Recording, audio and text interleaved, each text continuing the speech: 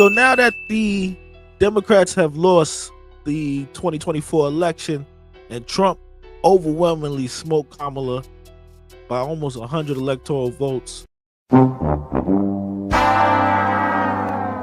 now we must begin the blame game. So many reasons. Why did this happen? So many reasons. Let's just check out all of the reasons why Democrats are now saying that they think this happened in the election. So first up, we got Charlemagne here blaming Joe Biden. Biden's gonna have to say something. Biden. What does he say? Biden is one of the problems here. And the reason Biden is one of the problems here because Biden should have let everybody know he was just a transitional president. He should have let everybody know he was just going to do 4 years and get on about his business. And, Biden should have dropped out a year ago or 2 years ago. And they should have made him drop out a year ago or 2 years ago. Or not drop out, but to say he was not going to run again. So people, not even, whoever could have prepared, right? Whoever could have prepared. They could have did a proper primary, picked the candidate. I still think, the VP probably would have been the best choice, but I think Biden is one of the bigger issues here that people aren't going to want to talk about, but they should. At the end of the day, America spoke loud and clear. Like it was a free and fair election, and people went out there and they voted for the candidate that they wanted to vote for. Correct. And now that candidate is our president. You can say whatever you want. Oh, that's not my president. Yes, it is. And the things that they're going to do in the White House with control of the Senate is going to affect us all. So what we doing? Exactly. Now, where I gotta take a little bit of a pushback with him is that how can you say you still think she'd have been the best candidate? Because she wasn't the best candidate. This is what happens. There was no primary on the Democratic side. They just went off the presumption that Biden was going to continue. And then they suddenly switched out after the first debate with Trump, and he did terrible. Until we get the total ban on the total initiative relative to what we can do with more border patrol and more asylum officers. President Trump? I really don't know what he said at the end of that sentence. I don't think he knows what he said either. Then the assassination attempt on Trump numbers started to spike again, and they switched out and brought in Kamala. Now, some people believe that Kamala was the plan all along. Me, I think this election has shown that she was not intended to be the chosen one. Like, I don't think this was pre-planned 3-4 years ago. We're going to switch Biden out at the end, because she never seemed fully prepared. Like, I would have been down to go with that theory of they planned to do this all along if she would have came out and been on all gears, firing off on all gears. But she came in the race, and for the first few days, it was like they were kind of avoiding the press and the media and doing certain interviews. And then when she would do the interviews, she would say stuff and stumble over things by saying like, oh, I wouldn't do things differently from Biden, which is a big mistake because people are unhappy with the job that Biden is doing. People are unhappy with the economy. People are unhappy with how much they're paying at the grocery store, with the migrant issues, the war with Israel and Palestine over in Gaza. Like, there's so many different sore spots in the country that's really affecting people right now. Gas prices, child care costs, the pay rate. Like, it's so many different things. Corporate taxing and corporate greed and all of these things that are sore spots in this country. And she just never really took a firm stance on laying down a difference between what we are already experiencing and what life under Kamala would be like. And I think that was a big misstep as well, which also leads me to think that they were not prepared like they should have been. Now, if you look at the most recent polls and where we stand with Trump, beat her by almost 100 votes, right? 226 to 312. He had more than 4.5 million more votes than her. Like, he was able to get states that Biden was able to previously secure, like Pennsylvania, Georgia. Like, it was bad. It was bad. Nevada, Arizona. Like, look how red the map is. So it's like you have to say to yourself, this was a failure, a colossal failure, because somebody who's already been in office currently in office, in Kamala's situation versus somebody who's been previously in office, she's already got the leg up by almost saying like, look, I'm doing things currently. But a lot of people felt like she disappeared for a few years, and it wasn't a good look for her to just pop up and now try to come around and influence everybody to roll with her by using all of these celebrities. And that's another thing about this election that is a reflection on the election, is that you no longer can use celebrity culture to sway Americans the way that it used to be. Like, first of all, new media was huge and essential in all of this playing out. Trump going on Aiden Ross, Joe Rogan's podcast, Andrew Schultz Flagrant 2 podcast. Trump just having that presence in doing new media, I feel put him well over the top, because he was able to connect with young people, white people, because a lot of white people are tuned into those platforms, especially a lot of young voters are tuned into those platforms. And he did really, really well with whites, and with moving some of the Latino vote over to, and even some of the, like, it was just a big shift, because people are not happy with the current situation, and they tried to throw this person in who didn't really explain to us or ever have a time where we felt she looked like a leader. Like, she never came across as somebody that you feel as though is going to be a great representation of us. And not that he's the greatest representation of us, but he's very clear and he's focused and agenda driven about doing whatever it is that he's got his mindset to, and he's shows himself to be more of a leader presence than what Kamala has. She would be under the gun in certain times and certain questions, and it would just be like she didn't handle herself in a way that looked authoritative, and I think that might have been a real issue. People like to boil it down to, oh, nobody wanted to vote for a black woman. I don't think that was the case. I just don't think she ever looked presidential. And that was a big problem. As you can see, most of the states in the country has rejected it. We can pretty much count up what she got: 1, 2, 3, 4, 5, 6, 7, 8, 9, 10, 11, 12, 13, 14, 15. She probably got like 16, 17 out of the 50 states. Like, yeah, bro. Yeah. Most of the country really spoke and said, no, we good. We're good. So many reasons why. Let's continue with the reasons. All right, let's see what Roland Martin talking about here. When you look at states like New York, New Jersey, Harris barely wins those states. Lower margins than when Biden did. When you look at the numbers, look at what the country decided. The country decided, we don't mind if you lead an insurrection. We're good. We don't mind if you steal classified documents and lie about it and don't return them. We're good. We don't mind if you cheat with your company. We're good. Because you're going to bring back the good old days. It's going to be fabulous. The fact of the matter is, Trump inherits an economy fixed by Democrats. And he's going to immediately claim credit for all of it. He's going to say, oh, it came back all because I'm coming back. But do understand, you better pay attention when he lets Elon Musk run amok in the federal government. You better be scared to death when he literally lets Robert F. Kennedy be in control of science and health. Oh, you better bring back the mask and everything else, because it's about to be a lot more people who ain't vaccinated. When polio comes back and some of these other diseases that we conquered a long time ago come back. Here we go, Roland. You got a crazed, deranged, anti-vaccine person in charge. Well, there you go. All right, see, this is the corny shit. This is another reason why they lost. This is another reason why I'm so glad I found this clip, because the fear mongering did not work.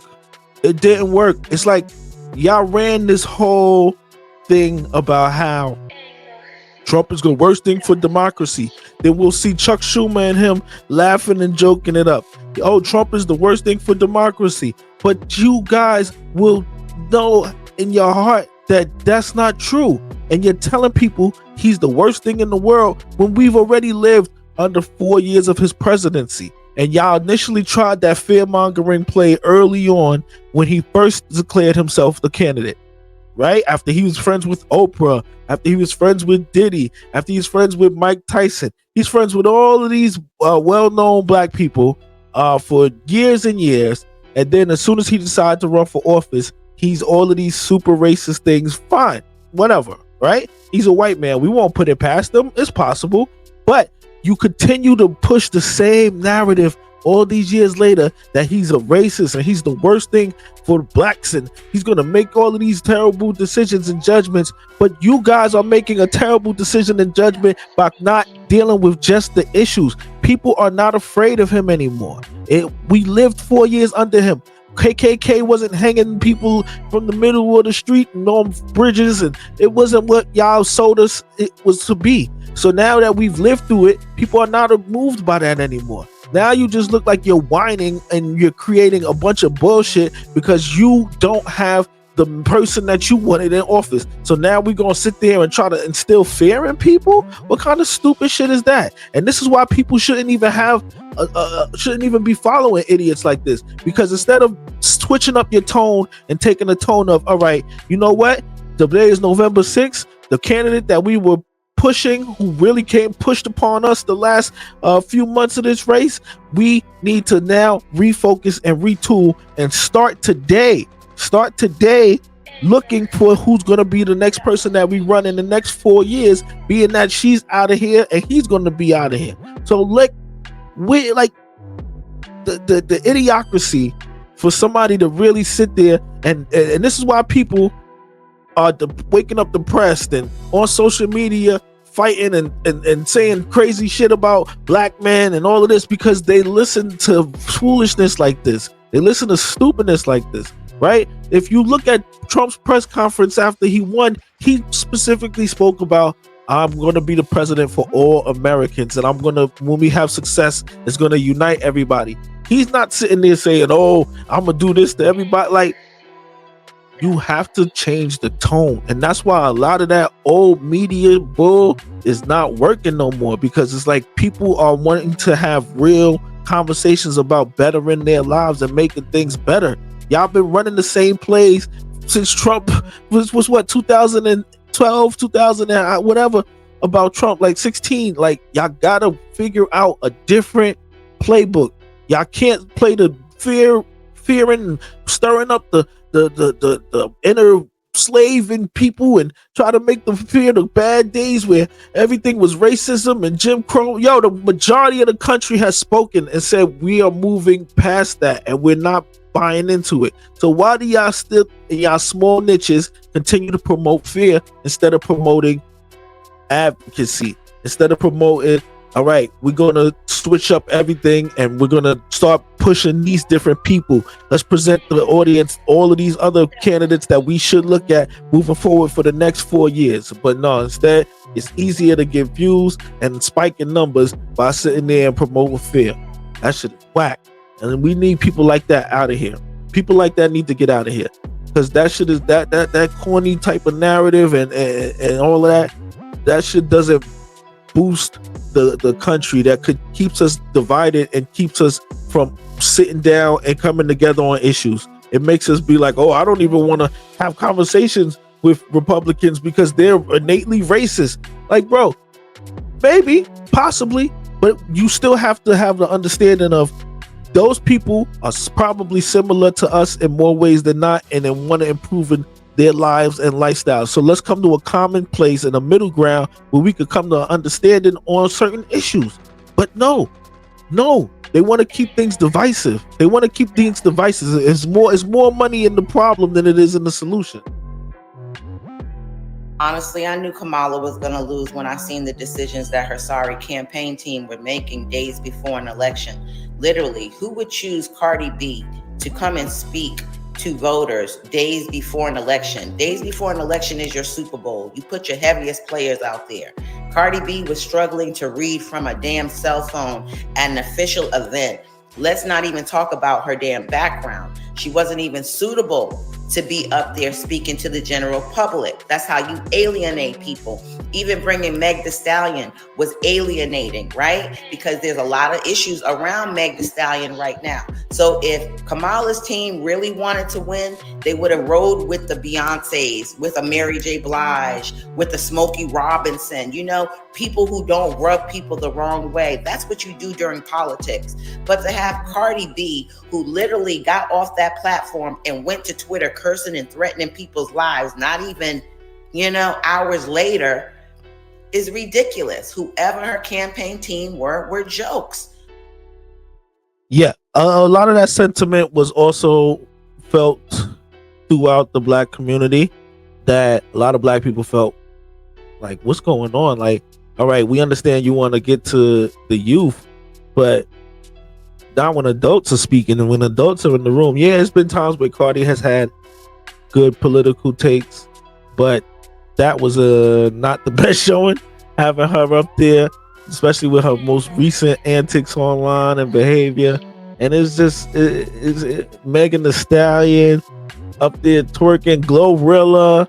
Like, it was like some of the decisions that they were making were like, bro, y'all just want to grab anybody who has a following of 1 million plus and get them on stage with you and to sway people to vote for her. And it didn't seem like the best way to get a lot of black people to stay with the party who were already asking questions, right?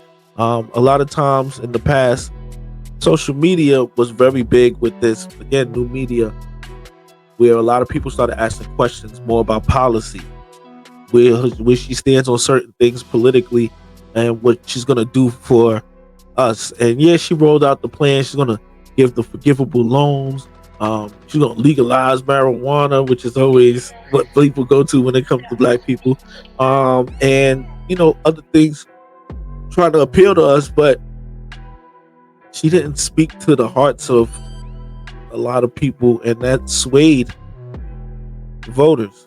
Now, I'm sure there's a large group of them who just didn't even want to get up and go vote for her because they never were moved by her as a leader.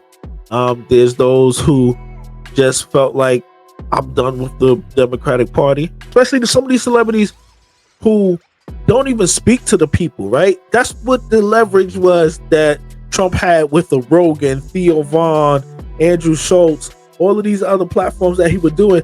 These people speak to their audience on a weekly basis, or some on a daily basis, sometimes more frequently than you know.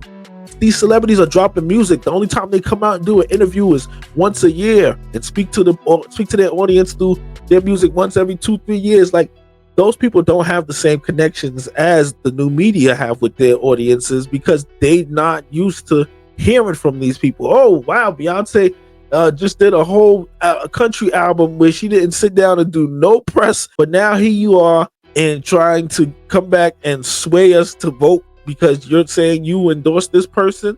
Like, so, like, that's cool.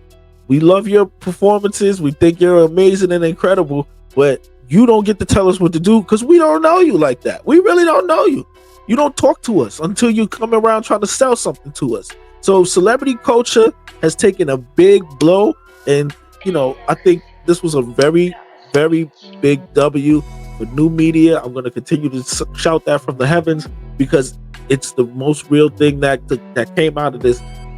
Influence through how people are receiving their information is through social media and influencers and podcasters, not so much as people who are watching The View. You know, of course, they still have their audiences and they have their influence over their audiences, but means of information is not the only way that it's being consumed anymore. The consumer is now online and getting a lot of their information stuff online, which is pretty cool to see. But if we want the ultimate reason why Democrats lost the election, I think it goes back to Bernie Sanders, and they're reaping the karma that they sowed, because it should have been Bernie Sanders to secure the nomination against Hillary Clinton. But Debbie Wasserman and the Democrats pulled a fast one, and they made sure that Hillary secured the nomination over Bernie Sanders. My biggest thing with Bernie was that he played nice after that. He should have never got cozy with them again. But after Kamala lost, Bernie had something to say in a statement he released. It should come as no great surprise that a Democratic Party, which has abandoned working class people, will find that the working class has abandoned them. First, it was the white working class, and now it is Latino and black workers as well. While the Democratic leadership defends the status quo, the American people are angry and want change, and they're right. Today, while the very rich are doing phenomenally well, 60% of Americans live paycheck to paycheck, and we have more income and wealth unequally than ever before. Unbelievably, real inflation accounted for weekly wages for the average American worker are actually lower now than they were 50 years ago. Thank you, Bernie Sanders. We appreciate you putting everything in perspective. Democrats lost their way, and because of that, they lost the people. They spent so much time spending money and sending money and worried about being the, oh, come on in, and bringing up the, letting the migrants come through the border, and not taking care of the home, not focusing on home. And if anything Trump wins with, it's his agenda to push America first. When you have Americans who are unhappy, who are broke, who are not feeling like they're able to achieve the American dream, but every time they turn their TV on, they're looking at, oh, money sent here. Oh, the migrants getting money for this and this. And we get it. We get it. You want to keep these people from breaking into our houses and knocking down our old people in the streets and stealing and robbing from them. We understand. We get it. But we hurting. So if you don't take care of home, don't be surprised when you come back and that home is empty. And that's exactly what it is. The Democrats turn back to the people now after 4 years of not giving us what we want, and say, hey, give us another 4 years and we're going to make things better. And the people across the country have spoken and said no. No to 4 more years of whatever's going on now. No to somebody who we didn't see for these 4 years and then came around over these last couple of months and tried to show us that you're Kamala, Mamala, all of this extra shit. No. So now that Hillary Clinton is lost, Kamala is lost, I want to see when's the next time the Democratic Party is going to nominate a woman. That's going to be the most interesting thing to watch. Are they even going to support and galvanize behind another woman for another 20 years? We'll see. I don't know if the problem was that she was a woman, a minority, all of these things that they're trying to also include into it, which I don't buy. I just think she never seemed like a strong leader, and she didn't seem presidential. If there was a woman candidate that was a strong leader and came off like that, maybe we could have a different conversation. But she seemed underprepared, and she seemed like she was going to go with the same old stuff that already has so many Americans unhappy. And as a result, we now have 45 going to be the 47th president. Food for thought. Y'all do the dishes. Stop blaming black men. America didn't want it. I'm gone.